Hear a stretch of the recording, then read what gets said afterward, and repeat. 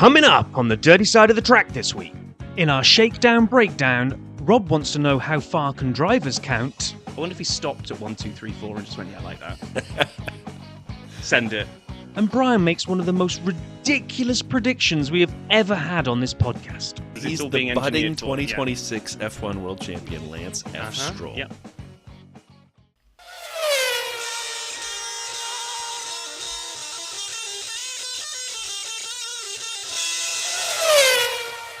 Hey now, welcome to the dirty side of the track, America's leading Formula One podcast. I'm Brian. That's Rob.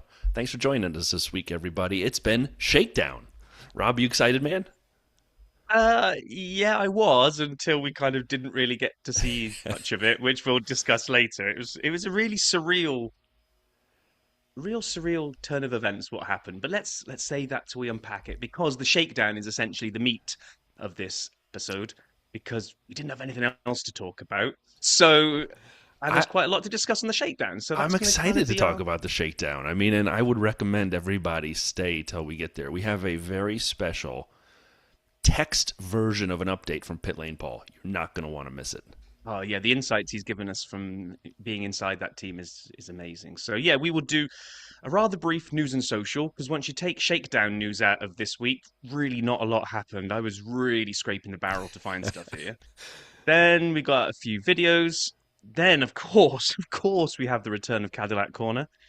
And then we'll go and take a look at Shakedown and make some ridiculously uneducated observations and predictions, no doubt. So sounds great. Before we start, though, if I could look into the camera and into everybody's YouTube, if you're watching on YouTube, we'd really appreciate it if you'd like and subscribe. Thank you. Returning to programming. And if you're listening on iTunes or Spotify or any other podcast platform, just head over to YouTube and just like anyway. You know, it all helps. Give us a comment. Just say you're great. Exactly. Right. Okay. First up. Wow. Do you want to fire up the chopper to get us up above the rumour mill? Because this is a big one. Here we are. Live above the rumour mill.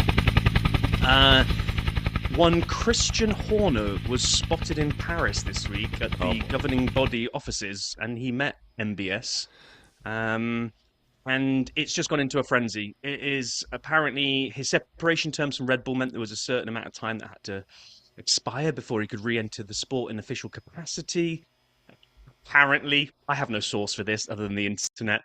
Those restrictions are now easing, and attention is now moved towards Alpine being his destination. So, was it just him being there, shaking some hands, having some pictures taken, or is there more afoot? What do you think, Brian? Well, I think there's more afoot, and I don't know if I'm excited about it. Are you?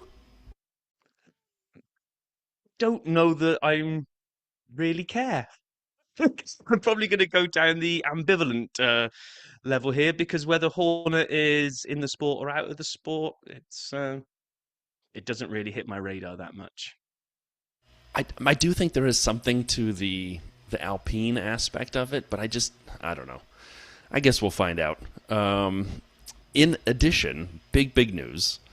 Aston Martin decided not to provide a safety car this year, so it's all going to be Mercedes safety and medical cars this year. Great, right? I can't believe I made a great joke to introduce this, which is that it's going to be Mercedes' year this year, as if I was kind of like alluding to how I thought the Shakedown had gone, and then said, well, it is going to be their a year in one regard, which is providing the safety car. And then you come in and crash all over my amazing joke, and it's done. I'm sorry. I will send in the safety car if we crashed all over it. Yes, so they've been sharing the role with Aston Martin since 2021, and this year, because Aston Martin took all the heavy bits off their safety car and have put it on their race car. Don't get ahead of ourselves here. They're not sending an Aston for some reason this year, so Mercedes will be there every single race this year as the safety car provider. So, well, I told you news and social was brief this week. I mean, that is literally that. So, do we want to fire up the video vault? Let's do it.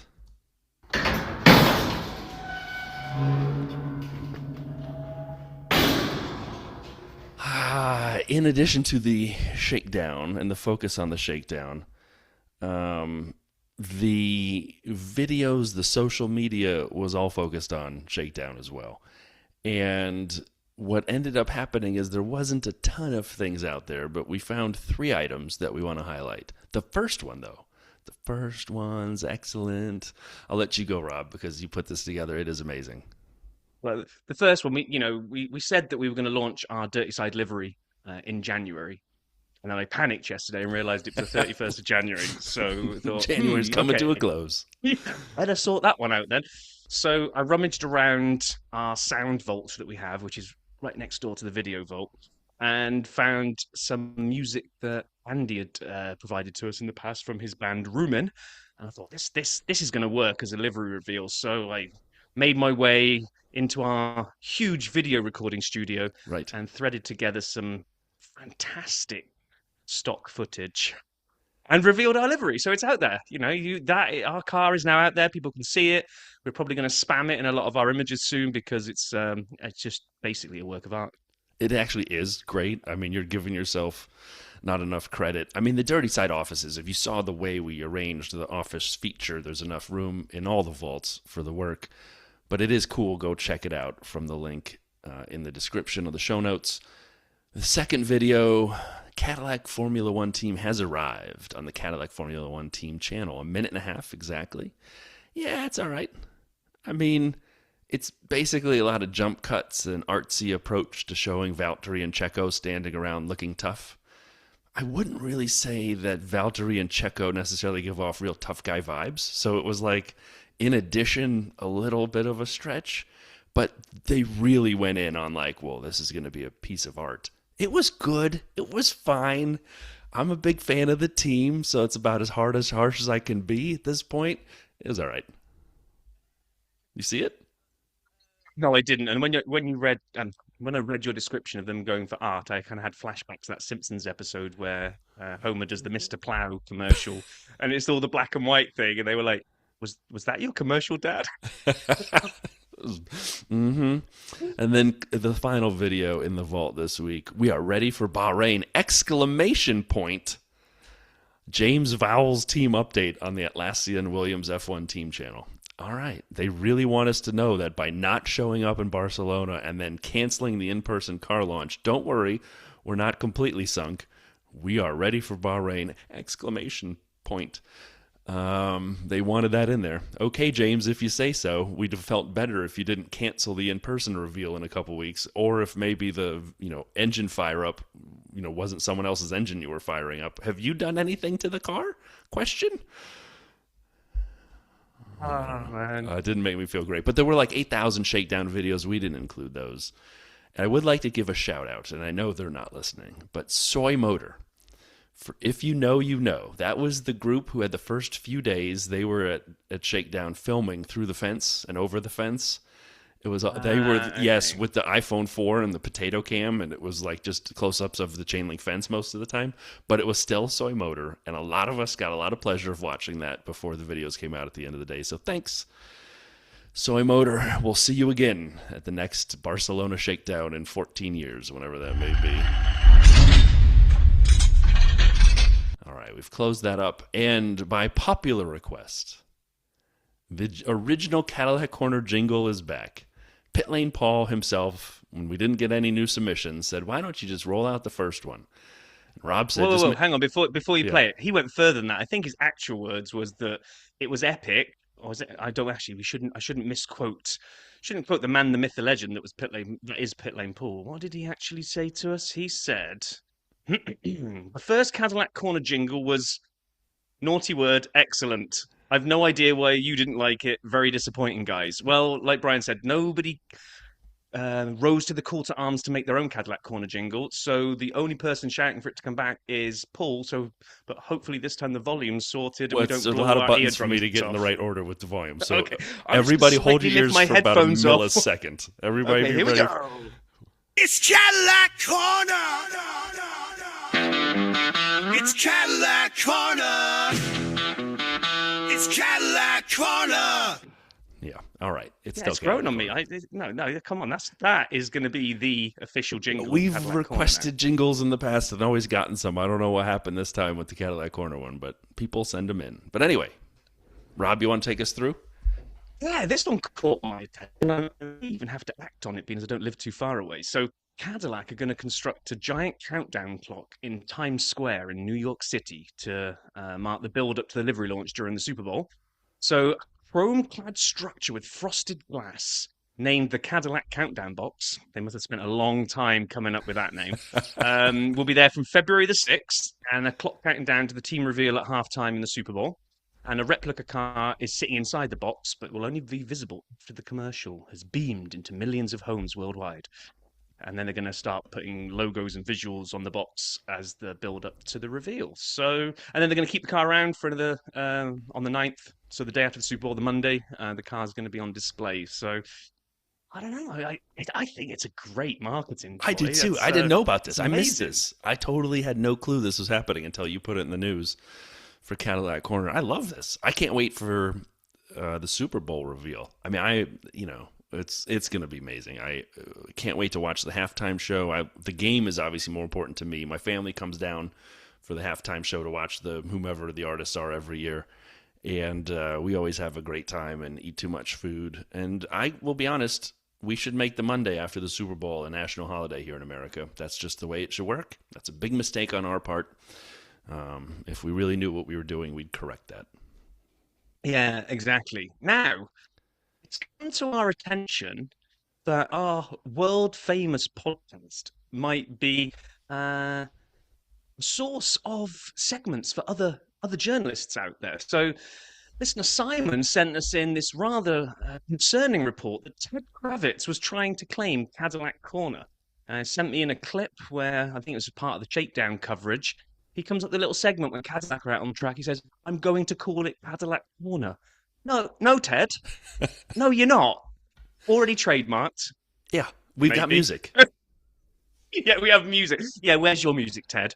If you've got music, add it to your segment, or if you want to collaborate, Brian and I are more than willing to have Ted on to talk about Cadillac Corner. That would be a genius move as well. But what did you think when I sent you that over, Brian? Could you believe your ears? No, I wanted to punch him in the bromes, which is an old Cadillac model.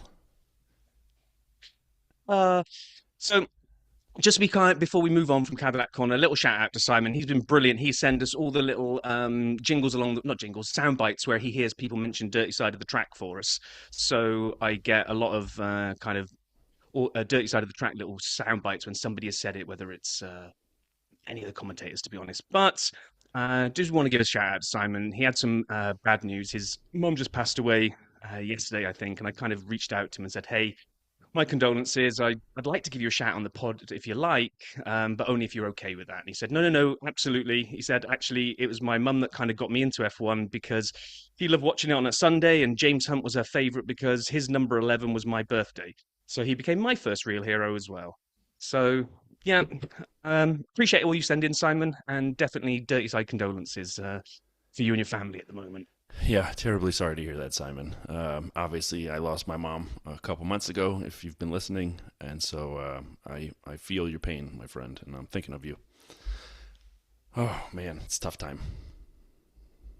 Okay, well, let's move on from Cadillac Corner then, and we don't play the music again, right? We just do it on the way in. Nah, Sure. It's not good enough to go twice. Not good enough to go twice. Okay. Well, not according to Paul. Anyway, this week it was Shakedown. Do you want to do the big pit lane pool review of Shakedown before we start diving? I would, and I'm happy everyone stuck around because this is epic. It was a media blackout, just as we said. F1 kind of controlled the narrative in their daily videos. And Paul sent us a report, but it's text as opposed to his usual audio reports. And I'm going to quote so I get it exactly correct. Quote, "Lots of cars went out for 3 of 5 days and drove in circles." End quote. Thank you, Paul. Well, right. That was huge. That was big time. I mean, we don't get it better than that, baby. You do know he's probably never going to send us in anything ever again now that you're just mocking him like that. It's all Brian, Paul. It's all Brian. It was, actually. Well, I mean, we'll get into the teams in a second. We'll get into car by car and team by team, what we think we know and don't. We'll We will definitely get in the chopper a little without the sound effect again and go above the rumor mill and make up a bunch of things, because that's all we got at this point. They handed out tinfoil hats and said everybody wear one and have a good time. But do you want to hit the media blackout bit now, Rod? Because we got it buried down later on, I think. Should we kind of tee up why it's been a bit weird and what both of us think of it? So I don't really understand the reasons. Something about, I think, Formula One trying to protect its brand, that if all the new cars went out under the new regs and all started blowing up and falling to bits, that it wouldn't look good for the sport. But I don't really buy into that. I mean, we know it's new regs. If this is a shakedown, if things break, that's fine. That's the whole purpose of this. So we had this weird thing where there's this media blackout. There's no journalists in the paddock. There was no proper footage of it.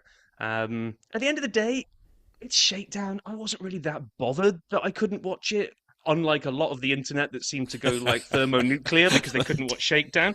Totally. It wasn't the fact that I couldn't watch it that was the strange thing. It was just this whole, the way they massively announced it. Oh, no one's allowed to see any Shakedown. It's all going to be blackout. And then we got people like you were referencing earlier kind of filming things through iPhones, and we got all this sort of weird leak footage, which was just bizarre. And then, what was it?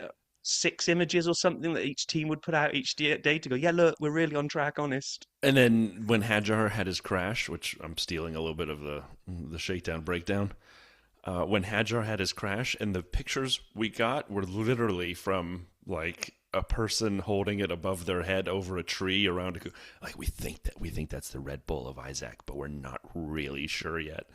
What does it matter? It's Shakedown. I'll be honest. Like, the thing that's bothering me the most isn't the media blackout. It's the amount of miles that all these teams ran successfully. Is this going to be the most reliable next handful of regulations we've seen in forever? I enjoyed it when cars went boom, when Ferraris caught fire. I enjoyed it when a leading team couldn't finish a race and DNF'd because someone else got on the podium. Someone else got in the points. And if these cars are going to be as bulletproof as the end of the last regs or even more, I'm actually more worried about that. I kind of like the idea of, the leading team's engine going pop as they're leading the race. And then all of a sudden, George Russell comes flying through because Max and Lando took each other out or whatever it is. Give me some DNFs. We're not going to have any based on what I saw from the breakdown of the Shakedown. Well, there we go. There's the first totally over-the-top reading into data from Shakedown, brought to you by Brian Saperstein. I don't have my tinfoil hat with me, but for YouTubers, imagine I'm wearing it. So what we're talking about here is we did get published total mileage and total number of laps by driver by team, and kind of some of the things to pull out from there. And we're going to dive into kind of the winners and losers and kind of headlines from each team that we could gather. But if we just look at... Really stretching the word gather, but all right. Well, it took me some searching on the internet to find this. Therefore, I gathered it. So there we go. George Russell, being as Brian just mentioned him, he finished by far and away the most laps and therefore the most mileage. He did 265 laps, which is 1,234, which I like that, 1,234 kilometers or 767 miles. I wonder if he stopped at 1,234 and just went, yeah, I like that. Send it. What is it normally at Barcelona? 66 laps or something like that? So he's staring at about 4 races worth of laps, give or take. 4 races worth, and he was a good 26 laps clear of, surprisingly, Ocon in the Haas. They got some good running in. They did. We'll come down to the teams in a minute in terms of their collectives, but the other thing that just sort of caught my eye was, Alpine, okay, maybe it's a tractor, but it seems a reliable tractor. But why is it a tractor? Now it's got a Mercedes engine in there. It doesn't have the Renault anymore. They ran a lot of laps, again, on the Mercedes engine, which is apparently both skirting the regulations and bulletproof at the same time. Other things that kind of caught my eye was naturally, Audi and Cadillac drivers. The Hulk did 146, which is still a decent amount. Gabby only did 94. Valtteri and Checo did 87 and 77 respectively. But then what really caught my eye, and we'll dial down into that when we get into the stories of each team, is sitting right at the bottom. Right at the bottom. Technically not right at the bottom, because I guess the Williams that ran 0 are right at the bottom. But we're fine. Everything's cool. We're going to put some exclamation points good. in it. Aston Martin, 65 laps between the two of them, and only 4 of those were because of Lance Stroll, which we'll we'll come to. So I think it makes more sense to look at the team piece then, Brian. If you look at the team, then Mercedes top, way 502 laps up there. What else catches your eye on the kind of the list of the laps by teams? Well, I like to see the Ford, the RBPT Ford. So the Red Bull powertrain Ford. You look at both the Racing Bulls and Red Bull, and they both had over 300 laps, which is significant. And both teams. So you're looking at 620 some odd laps for the RBPT Ford powertrain. I like that. That to me is a really good sign for a new entrant that they could run the engine and it didn't conk out. Not wild. I'm laughing, sorry, because I just wondered, you can just call it their engine. You don't have to give the full name every single time. We're not being sponsored by them. Red Bull powertrain / Ford. But then, you take the flip side of that. And I recognize there are two teams when I gave you the 600 laps. Aston Martin 65 with their Honda engine. Remember, they're the only Honda-powered team. Honda was on their way out, had packed up their offices and packed up their protractors, and then like, you know what, maybe we should stick around. And so then they unpacked everything, and there had to have been something lost in translation as they repacked, unpacked, and then depacked, and then we'll find out. But then Caddy, I know they're running a Ferrari engine. I recognize that, but they only, 164 isn't a ton. And it's a good news it's a Ferrari engine because it looks to be pretty good given all the other teams running Ferraris. The Haas, as you talked about, Ferrari constructor, they got a lot of laps in. So I'm hoping, the shakedown challenges they ran into were just really kind of putting the things around the engine together and that they're learning from that. But I've said from the beginning, and I don't know why, I really don't. I'm most concerned about the Audi. And I don't know why. The Sauber from last year, now it's their own engine. They've been working on their own engine, and I should be more concerned with the Racing Bull Red Bull probably, or maybe even Aston Martin. But for some reason, I've worried about the Audi engine and the Audi package coming together. And 240 is a lot of laps. I'm not saying that's a problem at all, but we didn't see a particular lot of speed whenever they showed them on the charts. And who knows? Everyone's engine mode is turned to different things. Every car is running differently in terms of weight and how much fuel. And are they in party mode on one particular time or not? Who knows? We don't know. No, I'm still watching Audi. My biggest critical eye is on Audi. Even though Williams wasn't there, I still worry about Audi. No, agree. I think so. Let's kind of go through what we were able to find from each of the teams. Some of them we almost got nothing on. So if anyone else knows of these teams that we don't cover later, then especially on the YouTube, drop us a comment and let us know. And like and subscribe while you're there. By the way, did you notice I put the like and subscribe logo on the nose of our car? Yeah, I saw it. I loved it. I noticed. Right, let's start with McLaren, because first thing before I even care about what we saw or didn't see from them was I did like that Shakedown livery. Yeah, I agree. That was nice. There's people, though, saying, have a look at it and keep an eye on it for when the real livery comes out, because everything where it's kind of grayed out, if that's all papaya, there's some kind of people are betting that is the actual livery. They just haven't coloured it in yet. It's kind of got to get the paint by numbers going later on. Everywhere where you see a 7, paint it in papaya. Anyway, so they were allegedly slow out of the blocks. They were supposed to be never running until day 3, but they came out quite late in day 3, apparently. Does that mean anything?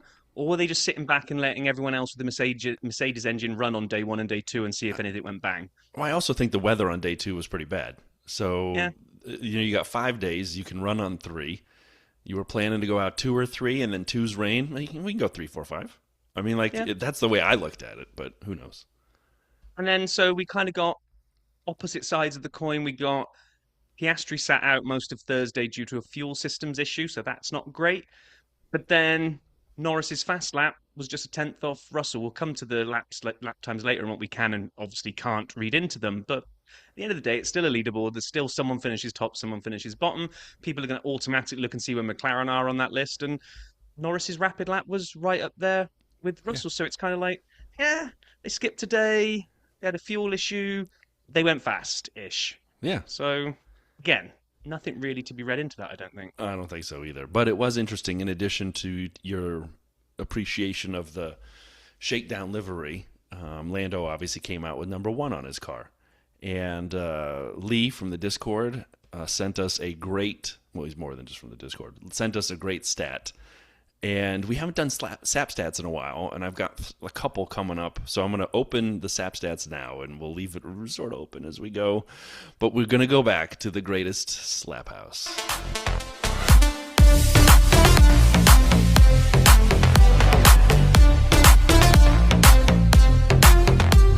SAP Stats Shakedown Edition 2026. We're back, baby.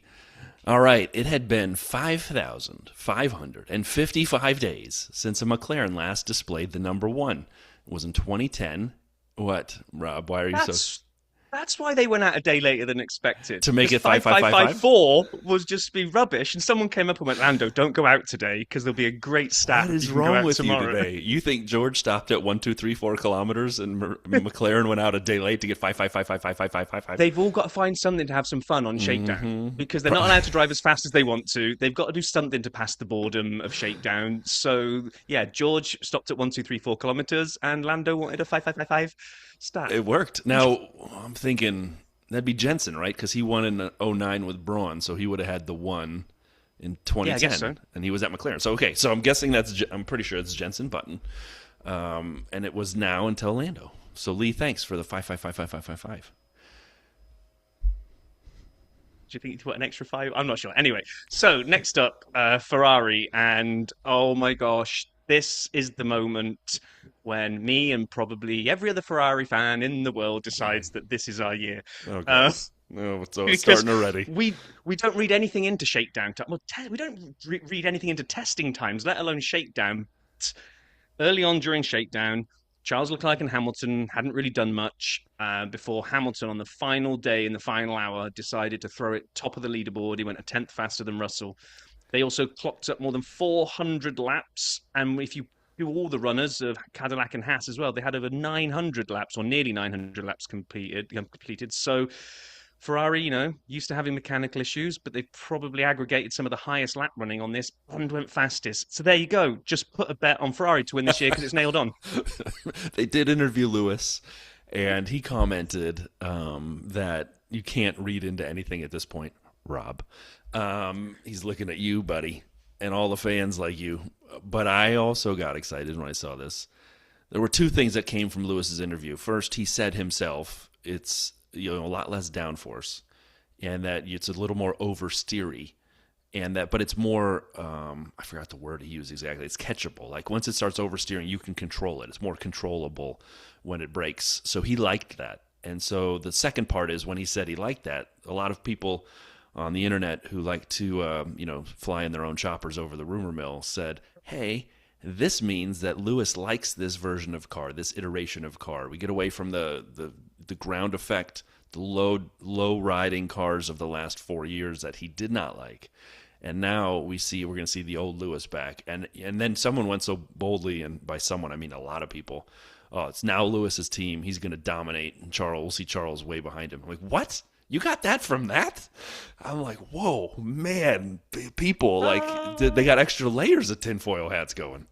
Oh, yeah, triple sheeted. But, the one rumor that is going around massively, and you're even hearing it coming out of the paddock, but again, no one really knows. But right now, everyone thinks the sensible money is on Mercedes. Yeah. So they were apparently first out at 9 a.m. on Monday morning. They've racked up great mileage. The two of them have both put great things in and been sort of near the top of the leaderboards all the way through. And just sort of paddock talk is coming out saying that they've already moved beyond reliability and are already just fine-tuning car setups. So who knows, hey? I mean, it's not just people on the internet coming up with this. It is sort of leaching out of the paddock as well. But again, it's only Shakedown. It's only Shakedown. And I'm trying, from many, many years ago, we had a Christian Horner sound effect that I cannot find for the life of me. But he effectively, here it is. I wonder if this will work. But I'd rather fix a fast car than try and make a reliable, slow one fast. So his point being, Mercedes has shown reliability. I think we all would say that may be one of the things we can agree on as fact. But are they fast? Because we don't know. We'll talk about times a little bit at the end here. There's a couple other stats. Yeah. We don't know. Fast relative to others, how, to Rob's point, if they're fine-tuning, but maybe they had the engine set to 94% and other people had it at 82%. We don't know, and so like I would love to say that's accurate. I know for sure. Hold on a second. I believe I know that they're reliable. But they do also. They were the ones with the engine combustion trick question, right? Do I have that? Was Mercedes? Is it them, or is it Mercedes and someone else have got it? I can't remember. But I can't. It was definitely Mercedes, right? It's definitely 100% Mercedes. Yeah. So here's the question I have now: as we watch them and their customer teams go out, does their combustion ratio from 16-1 that turns into 18-1 when it's hot? Does that happen for the customer teams too, or is that something they save just for themselves? How do we find that out? Because I would make a guess. This is a wild guess. This is a wild stab in the dark. And there's nobody even in the room for me to stab, even if I found them with my blindfold on. Would it cost too much under the cost cap to develop two engines? Or I mean, you'd have to develop a different engine because of the way it's all inside the combustion chamber, apparently, with cylinders and compression and stuff. I doubt there's a little switch in there, a hidden switch where they can go extra compression off and then lock it down so the other teams can't turn it back on again. It feels like it would be like a whole new engine. Or could they make a part of it out of the thing that flexes, the carbotanium kind of situation, and then everyone else gets just steel? I don't know. I don't know. Maybe something you This look is into, the desperation with which we're looking into Shakedown Breakdown. Oh my gosh. Oh man. Red Bull. Let's talk about Red Bull. Moving on. We already talked about the fact that the Red Bull powertrain Ford engine did a lot of laps between the two teams, Racing Bulls and Red Bull. Isaac had the crash, which I already referenced. It didn't look too terrible. At first it looked bad, and there was rear suspension and then wing, but then someone got an actual picture from closer. Maybe it was F1, maybe it was one of the 6 that Red Bull gave out. It didn't seem too terrible. It did slow them down on the day as they had to fix the car. Thankfully, they had parts, unlike Williams from a couple years ago. And but yeah, I mean, they were fast when they were out there. They had good times. Again, we don't know what that means relative to anyone else, but they had good lap times. Max enjoyed it. Talked about being excited to be in the car. I don't know what else to take, except here's the one thing I will say about Red Bull. Go on. Rob was right. It hurts me to say it. God, I hate it. Rob was right. When the car was out, not under studio lights, the blue didn't pop as much as I wanted the blue to pop. Now, overcast weather, maybe dark skies. Yeah, when it was stopped, and we did get a picture, it looked great. But it may be like the Haas Japanese livery, which looked great when it stopped, and I couldn't get enough of it. And then when it went running, it was just a pink blur. The Red Bull is perfect under bright skies, sitting quietly on the side of the track, looking good. But when it's at speed or in dark, you lose the pop of the bright blue and the gloss. It kind of just becomes a dark blue to some extent. This looks identical to last year's car. So who knows? When it's under sunshine, maybe it is. Maybe it's to do with the intensity of light that's on it, and the studio light lit it up beautifully, and a sunny day will do it. But it was overcast in Spain. It was raining. Maybe everything looks dull and dreary when it's raining. So who knows? They put new lights on the cars, on the wing mirrors, and Cadillac was testing those. They had them on, and they flash up on the sides in addition to the light at the back. And we'll talk in a second here about Aston Martin and their blue light at the back. But they have lights on the wing mirrors now. Do you think we could get them to get like a little spotlight and just also aim it back at the blue on the side pods near the cockpit area so we could just get that good color all the time? When I saw the lights on the side, I was like, oh, what if they, if they really want to wind back and take all enjoyment away from us, they'll define that those now need to be used as turn signals. So when you're going to cut in at a corner, if you have your light flashing and you turn in, then you're not at fault. If the person comes in the underside, they'll be on replays going like, when did he activate his turn signal? Yes, his front axle was not alongside. He put his turn signal on. That's his corner. It's oh God, please don't let that happen. Or indicators for those of you in the UK, because I'm going to get abuse for calling it a turn signal. Yes, you will. Yes, you will. I know. At least we didn't wear our aluminium hats. Aston Martin. Okay, so here's one I do want to talk about. First of all, They skipped the first 3 days. The car came in a plane, some big old Russian plane that looked humongous. There was more coverage of the friggin' plane than there was of the car for the first. People tracking it. Like, more people track this plane arriving than people like track Santa at Christmas. It was... And then I was getting all kinds of details on the style of Russian plane that this was, Antonov, whatever, P-72, and I mean, I just want to see the car. Just drive the car out of it. What would have been cool, the best entry possible with the plane swoops down over the track and then Fernando just drives out the back of it onto the or even not even over the track, just land it at the airport, but have it just drive out the back. So yeah, there was a lot to this. First of all, people went nuts because it does look slightly different from most of the other cars, and it's not dramatic, but there are pieces. The shape of the side pod and where the wishbone is and some of the back diffuser aspects and, the engine cover. And they kind of highlight all these different things. The nose itself being wider. And you look at it and what does Newey have up his sleeve? And everybody's like doing relief of the car, like with the sandpaper thing. And they're like, well, if we hide all the rest of the car and just highlight this, it's taken with a potato cam. I still can't tell what the hell I'm looking at.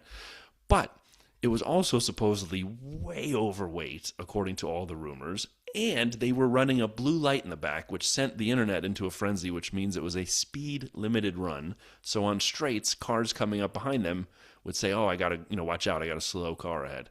Well, yeah. What? So anyhow, I don't know what to take of this. Like, I have no clue. They came in an airplane, they came in late, they came in heavy, the car looks different, they ran it slow. Yeah, I know. So the only bit, if you're an Aston Martin fan, that you want to lean into and really get overexcited about is there are a lot of the technical people online. If you follow any of those guys, they really have done sort of side-by-side comparisons to Brian. We haven't really got brilliant pictures of all these things up close, but there are a number of areas that do seem quite different on the Aston compared to what we've seen on other cars. So, a lot of the people are jumping into it's a Newey rocket ship. This is it. Fernando Alonso to the title. Only if the rocket ship doesn't weigh this amount of the moon. Because at the moment, what I don't understand, and maybe this is a pit lane Paul question, is if you're massively overweight and you won't be able to compete at that weight, what are you turning up to Shakedown for? Because what can you really glean? You're putting the engine under more strain because it's carrying more weight around. You don't know if the aero is going to really work the right way because maybe your car is being seated on the track more because you're heavier. So when it's actually at the right weight, the aero won't be the same. Like, is this what Williams have found? Oh, we're overweight. We're going to get nothing from going there.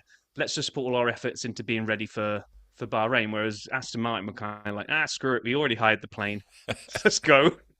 I'm assuming they're only slightly overweight, and it's a matter of finding the components and structural pieces that can be moved, changed, and rerun to cut that weight. And so there is still benefit to being there. But I get your point. I do get your point.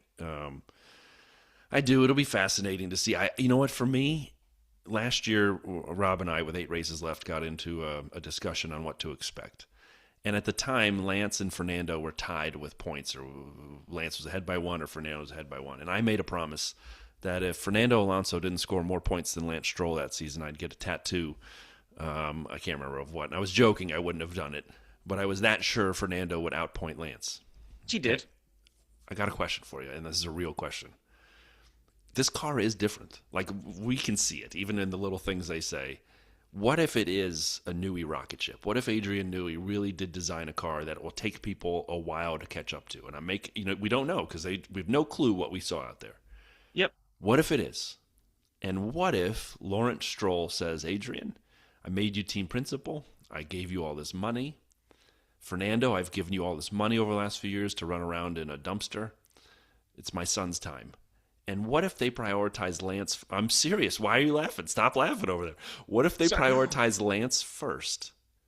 Right. It's the opposite of papaya rolls. And they say it's Lance's time, Lance's team, and he goes Stroll into a championship. What would happen in the world if we had a Lance Stroll #1 car in 2027? It's never going to happen. Fernando would rather drive into him every race and take him out than allowed to be outdone. He just would. I mean, you think, Fernando but would never his let it boss, happen. he's making a lot of money. So? Oh, look, accidentally swerved into Lance again. Sorry. Sorry, it's just turning left. I can't get it to turn right. Oh man, I think there's a non-zero chance that we have a Lance Stroll champion. I mean, there's always a non-zero chance of any of them being champion at this point, right? There's a non-zero chance of Valtteri being champion. It's just that Correct. his chances of being champion are very slightly different to say Max's. But anyway, talking about Lance, he only had those 4 laps of running because he took to the track and basically did his 4 laps, came back in to go for the next time around, and it just cut out and died in the pit lane entry. Red flagged the session. That was that. So he's had 4 laps. I mean, that's proper preparation for your World Championship run. Get 4 laps in the car. He doesn't need any more. Doesn't need any more. Yeah, that's right. Because it's all being engineered. He's the budding 2026 F1 World Champion, Lance F. Stroll. Yep. Right. Moving on. By the way, that's my soundbite. Use that. There's only a couple of things to clear up on aisle shakedown now. Audi, Gabby did 27 laps and got some unknown issue. Hulkenberg was forced to stop out on track for the hydraulic failure. That's all we really saw about Audi. And we didn't really see anything about Haas, Cadillac, Alpine, or Racing Bulls. We got little pictures and, the bits they were allowed to publish, but I didn't really find any stories, if you like, that came out from those. So this is the disappointing thing of, like, we all know the shakedown is going on. It'd be great if proper write-ups from teams were out. I don't care that if it wasn't televised, but this media blackout thing, it just annoyed me really in terms of not being able to just get some articles that we could read to kind of go, okay, this is how these guys are on. But so did you see anything from those 4? Not a ton, and I mean the way I take it is, Racing Bulls is probably going to be fine because Red Bull's doing fine, and I recognize the cars are different, but we also know that like they're sharing components and so forth. So I'm assuming they'll be okay. Alpine, last year when they rolled out the same chassis that they had in 24 into 25, that was a disaster move. But at least now they have an engine that works, so like hopefully they'll be all right. Haas, I mean the Ferrari engine seems to be bulletproof, right? I mean we've seen a lot of cars out there running it a ton, so good luck to them. And they have, they had a car that was okay. The Cadillac worries me. The Audi worries me. Nothing from Williams whatsoever, so I have no idea whether to be worried or not. I don't know. I guess we're gonna find out as as testing comes around. I will. It is just kind of curious, right, as we talk about what we learn and didn't learn. Paul made a really good point a while ago. In 2022, when the new ground effect really came in, every team went to their own individual shakedowns before they showed up at testing, and they all had porpoising, but no one wanted to talk about it because they thought it was just their own problem. Yeah. And so that's part of this media blackout. Who knows what problems they've uncovered and don't want to talk about because they don't want to tell the other teams their problems. And for all we know, they're all having the same problem again, and we don't know what it is. So we won't really know till we get to Bahrain and kind of look at it, and maybe even till Melbourne, till we really see people, more open in terms of the challenges they're having. Yeah, I mean, the interesting thing will be to see, like, we don't know. We saw some footage of the active aero at work with the front and the back opening up now, not just the DRS flap, but the weird bit on the front wing as well. And my friend and work colleague Jose that I was on a trip with this week kind of asked me, like, be interested to see what happens with those front wing elements because, like, they quite often get, banged up in a race. Right. End plates go off, front wing gets hit. Like, I can't imagine they're going to be that structurally strong. So you get into a little bit of a shunt and lose your front active aero. Like, in the past, people have soldiered on when they've lost a bit of end plate because it hasn't really been a big deal. But are we going to see more cars needing to stop for front wing changes because this front aero will be really, really susceptible? Is the car unbalanced? Can it work on just the back flap being on? Or can you only deploy active aero if both pieces are there? And I was like, I don't know. I hadn't even thought about this. Well, that's a great question. I'm happy Jose asked. Because think about this, too. How many times last year did Max run less downforce than Yuki? Almost every race. He really enjoyed going with the skinnier wings and going low downforce because he thought he could control the car in the corners. What if at the beginning of every race, Max pulls a Sonny Hayes and just kind of runs into the wall to knock off parts of the wing? He's like, oh, whoops. And like less downforce, less stuff because the active aero, maybe that pops off easier. And he's like, look at me now. Or it's the other move where the cars become so unstable when they lose the front wing that now it becomes a game of chicken where people move across the front of people to try and catch their front wing. That would be great. I mean, not great, but it'd be really great. It'd be funny and great at the same time. So let's do something that is completely pointless. Let's talk a little bit about lap times. Oh, we have to, because this is where we can completely put way too much faith in times that mean absolutely nothing. Absolutely. And Brian's got a great little stat here to kind of show just how far away these things are. Right. And it might be because the regulations are different, but we do want to be clear, especially for new listeners and followers of this sport. Testing times, which we're going to see in Bahrain, famously mean nothing. We almost get no insights because, like Brian said earlier, we have no idea what engine modes they're running. We've got no idea about anything. If testing times mean nothing, Shakedown means even less. Right. But we have a leaderboard. We have times, so we're going to dive in and pick this apart way more than we should. And just to set a little framework, same racetrack, cars from last year in 2025 at Barcelona. Pole position, and again, qualifying is faster than the race because you're not loaded up with fuel and you're not changing your tires at the end of the race. Like quali, one shot, one lap, full battery, low fuel, perfect soft tires. 1 minute, 11 seconds, 0.5. So 1:11.5, Oscar Piastri in the McLaren.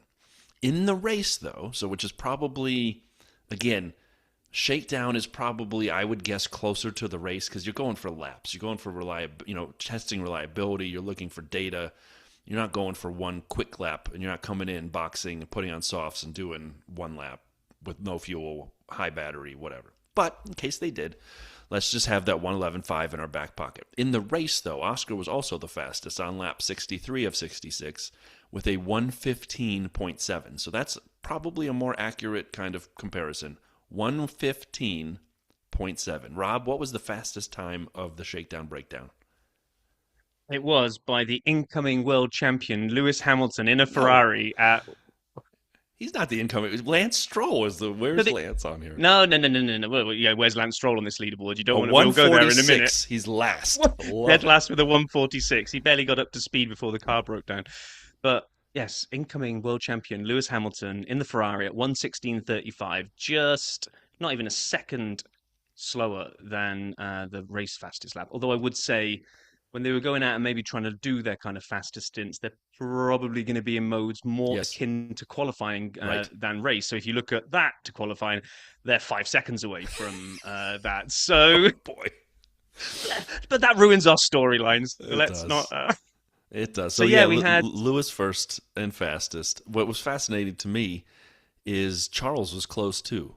Charles is fourth. So before we get to second and third, Charles was fourth fastest. So again, all you Ferrari fans out there, of which I am now one as well, because I'm a Lewis fan and a Charles fan, so they brought me over to the dark side. Yeah, that looks good. I mean, you let's put it this way: Ferrari and Mercedes, I would say, you can't walk out of Shakedown and feel bad. Right? No, I don't think McLaren can either. If we kind of look at the top six here, we've got Lewis from George, from Lando, from Charles, from Kimi, from Oscar. So you've got both Ferrari drivers in there, both McLaren drivers, and both Mercedes. So the top six are those teams. Knocking on the door right behind, we've got Max with a 1:17.5. So that's just over a second and a bit, like 1.2 or something slower than Lewis. The gas man in his Alpine tucked in there, so lots of laps and inside the top 10. And then Isaac, second seat curse, he's less than a second slower than Max. He's half a second behind Max. And we haven't seen that in the second seat since Checo had that run in like 23 or 22 where he was actually beating him on some street courses. Yeah. And then rounding out the top 10 is... well, if there's a Ferrari engine at the top of the top 10, there's a Ferrari engine at the bottom of the top 10. We've got Esti Besti in the Haas, which again, lots of running for that Ferrari engine. 1:18.3, so basically 2 full seconds behind Lewis, but then breathing right down his neck, like what is that, 3 1,000ths or 3 whatever it is the other Haas guy, Ollie Behrman, sitting in there as well. Well, Andy just recoiled because you said 1,000ths. It's 300ths behind, but that's okay. Whatever. I didn't say 1/1000th. Can't do the 1. There's too many ones in there. I can't do that. It's just 1,000th. That's it. Then we saw the Racing Bulls crash a Pinto in the Alpine, brought up 14th. And then, unfortunately, we had a hodgepodge of Audis, Cadillacs, and Aston Martins at the back. Audi's ahead of Fernando, ahead of the Cadillacs, ahead of Lance. Now, what's going to be fascinating is because Lance only got those 4 laps, and the slowest time by someone who ran more than 4 laps was Checo, 121. Lance is a 146, so he's a solid 25 seconds behind Checo, which makes him 35 seconds off a quali lap on a 71-second lap, which is 50%. So we're shooting at a 150 as a 107 qualifying bar for Lance, and yet somehow he'll be our world champion.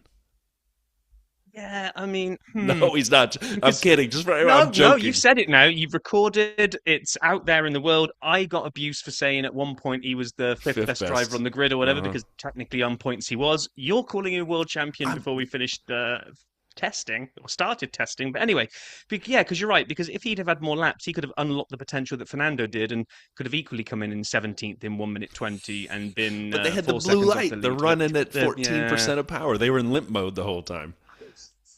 So, while we've said it, and we'll say it again, that we can't read anything into this, come on, read something into it, Brian. You look at this, what are you looking at this? What's your biggest takeaway from these?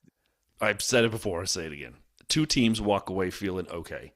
Can't do more than that. It's Ferrari and it's Mercedes. McLaren maybe as well, but there's more effort on the duration of Mercedes runs. So I'm giving Mercedes and Ferrari like a feel-good, you look okay. McLaren looks okay. Everybody else we'll find out. I'm worried about Audi. I'm worried about Caddy. I think Aston Martin's going to be good. I really do. I think they came in with a fat car running slow, and the thing is already going to be a rocket ship for Lance F. Stroll. Yeah, I'm looking at this, and let's just pretend that we could take anything from it. You'd be saying, well, okay, are we looking at a season where we've got a Ferrari, Mercedes, McLaren, Red Bull fight for races? Because they're all within the same kind of grouping. You know, it's only a second between Ferrari down to Red Bull, really. A second and a bit, maybe, which, like you said, engine modes, all this stuff that we don't know. We don't know when they turn it up to full beans and go for it if actually one of these teams is miles clear of the rest. We still don't know. But I'm still... If I was looking for anything, it was I didn't want to find somebody that had nailed the regs and was a million miles away. Now, of course, if you had nailed the regs, you probably wouldn't show your hand in Shakedown. Right. So, but I'll take the silver lining of at least nobody did.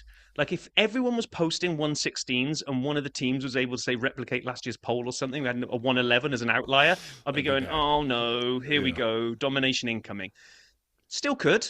And no one's shown their hand, but at least we don't have someone that's showing it. So it'll be on to, Bahrain next, isn't it, for official testing, where we'll get a little bit more indicative, but still nothing we can hang our hat on type results. But it will be interesting to compare and contrast what we get here with what we then see in Bahrain. Okay, for Bahrain, Williams turn up. Yeah. Where are you popping them on this list? If they'd run this, where are you thinking the Williams' potential is going to come out? Well, it's a great question because I want to say that I believe in James Vowles and his 2026 focus for all these years. And I want to say he's in that Red Bull area, which is sort of just behind the Ferraris, Mercedes, McLarens. Maybe Alpine or Pierre is somewhere like that. So pretty close to the front teams. However, I don't think we're going to see that right away because if the car had these problems with the crash survival cell and being overweight and they're not even showing it at the thing and they're doing a virtual thing, it ain't going to be ready. It's not. There's going to be problems. So I don't think they're going to be there straight away. But if they had not had these challenges, that's where I'd put them. I don't know what that means. Like in a utopian world, they're following those top 3 teams. In a reality, they're going to be down with like the Racing Bulls, just ahead of the Audi, Aston, Cadillac pack. I do think Aston will move up in Bahrain. I think it'll be Audi and Cadillac at the back. That's just my guess. Yeah. What about you, Rob? If they turned up and hadn't had their problems, I would have expected Williams. I think you're right to kind of be sitting in and amongst the Haas and the Racing Bulls. I don't think they would have put a car in the top 10, and I think we would have seen that Haas, Racing Bulls, Alpine run intermingled with a couple of Williams in there. I think they would have beaten Audi and Cadillac, and definitely the way Aston Martin went. It'd be interesting to see where they then turn up and show us more pointless times in Bahrain that we'll get overly excited about again. Now, just a fair warning for you and anyone listening is that if Ferrari go well in testing as well, I am going to be unbearable with excitement. It can only make the come down in Australia even worse when they tank. But, yeah. Okay, well, I think we have, broken down the shakedown. We have. Shakedown the breakdown. Breakdown the shakedown. Before we close the episode, I have one little follow-up on a rant from last week about people camping in the fast lane. If you're not on the Discord server and you want to join the fast lane conversation, it took off. There's a whole section of the Discord where people are talking about this, and we have a handful of listeners and Dirty Siders in the UK, and there was a debate between the M25 and the M40 and the M5 and the M525 and the 743 M59. I don't know what the hell these roads are. I drove them, whatever. The point is people were discussing this, and we got into undertaking and so forth on the Discord. I loved it. It was great conversation. I'm still a believer in America. We got to get the fast lane brights going. I used them this week on my trip. That said, there's another problem I'd like to fix while we're here. And it starts in the world of escalators. When you get to the bottom of an escalator, or the top, but in reality it's a bottom, it seems to be the bigger problem, people sometimes just stop, and there's nowhere to go. And I think you should be allowed to kick that person in the butt, right in their buttocks, as they've stopped, right as you get, there's nowhere to go. Like, what do you want me to do? Magically vanish? I'm coming down the escalator, you're stopped in front of me, and it drives me nuts. The reason I'm highlighting this is it's the same effect on the roadway when people pull into parking lots, and they pull in and just stop as they try to figure out what to do. There may be a car behind you turning in who can't get off the road. That happened to me yesterday. Following a guy into a parking lot here, he had to be a guy, and he turns and comes to a complete stop. Oh, should I go left? Should I go right? Just go, buddy. I am now sitting in the road. It's a 50 mile an hour, 45 mile an hour road, and I can't go anywhere, waiting for you to let me into the parking lot. And I was so frustrated and honked my horn finally again. He looks at me like I'm the problem. No, buddy, you pulled the escalator move. So don't do that. So that's the second thing I'll say. If someone behind you is pulling in, make sure to get in far enough that they can get in, and then figure out if you want to go left, right, or center. But don't leave people hanging on the road. Oh, you've got some baggage you're unpacking these last couple of weeks. It's like, is this some sort of therapy session at the end of the pod for you or something? Driving therapy by Sapman. Don't do that anymore. Anyway. I think it's about to close this out because we've probably just lost half of our listeners and watchers in that whole little I didn't use any Brian's profanity, couch. Though. Didn't use any profanity. Rob, anything else for you this week? No, that's enough for me. Yeah, me too. Everybody, thanks for joining us for the breakdown of the Shakedown. We'll be back in 1 week's time. We hope you all are well. Take care, everyone.